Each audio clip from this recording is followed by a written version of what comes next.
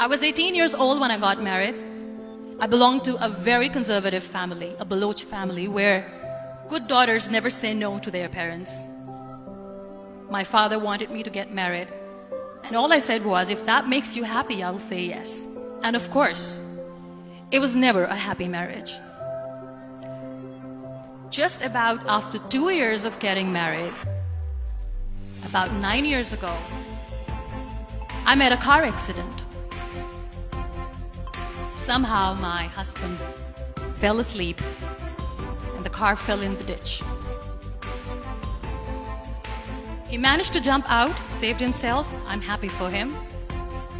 But I stayed inside the car and I sustained a lot of injuries. The list is a bit long. Radius ulna of my right arm were fractured. The wrist was fractured. Shoulder bone and collarbone were fractured. My whole rib cage got fractured. But that injury that changed me and my life completely was the spine injury. Many people came to rescue. They gave me CPR. They dragged me out of the car.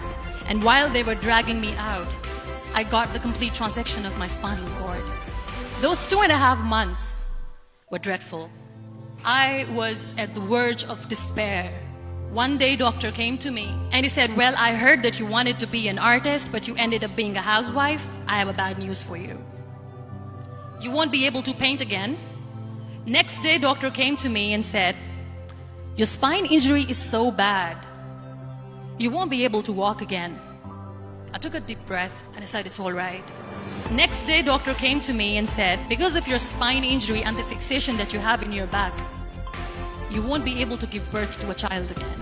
That day, I was devastated. I started to question my existence. Why am I even alive? So what kept me going was, one day I asked my brothers, I know I have a deformed hand, but I'm tired of looking at these white walls in the hospital and wearing these white scrubs. Bring me some colors, bring me some small canvas. I want to paint. So the very first painting I made was on my deathbed, where I painted for the very first time. What an amazing therapy it was. Without uttering a single word, I could paint my heart out. I could share my story. People used to come and say, what lovely painting, so much color. Nobody could see the grief in it.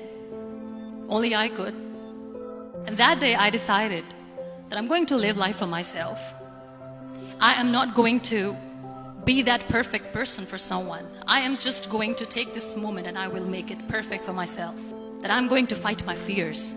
So I wrote down one by one all those fears. And I decided that I'm going to overcome these fears one at a time. You know what was my biggest fear? Divorce. But the day I decided that this is nothing but my fear, I liberated myself by setting him free. And I made myself emotionally so strong that the day I got the news that he's getting married, I sent him a text that I'm so happy for you and I wish you all the best. And he knows that I pray for him today. Number 2 was, I won't be able to be a mother again. And that was quite devastating for me. But then I realized there are so many children in the world, all they want is acceptance.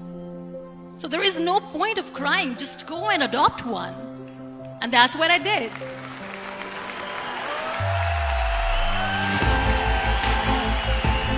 I gave my name in different organizations, different orphanages, and I waited patiently. 2 years later, I got this call from a very small city in Pakistan. I got a call and they said, are you Muniba Mazari? There is a baby boy and would you like to adopt? I could literally feel the labor pain. I said, yes, I am going to adopt him. I am coming to take him home.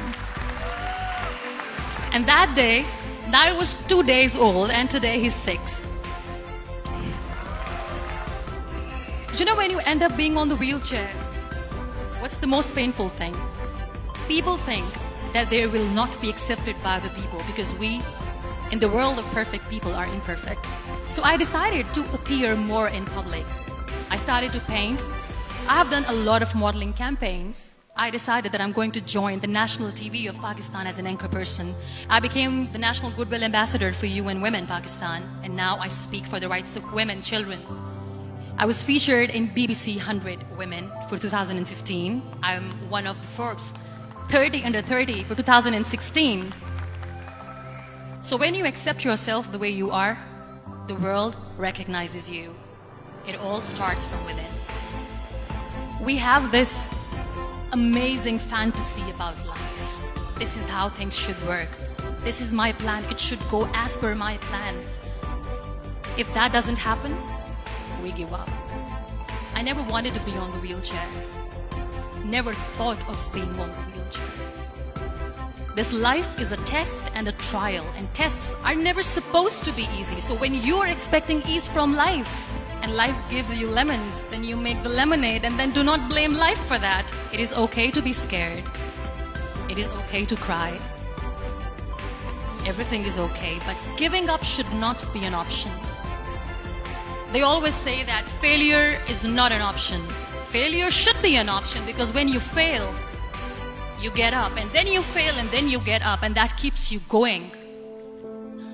Embrace each and every breath that you are taking. Celebrate your life. Live it. Don't die before your death. Real happiness lies in gratitude. So be grateful, be alive, and live every moment.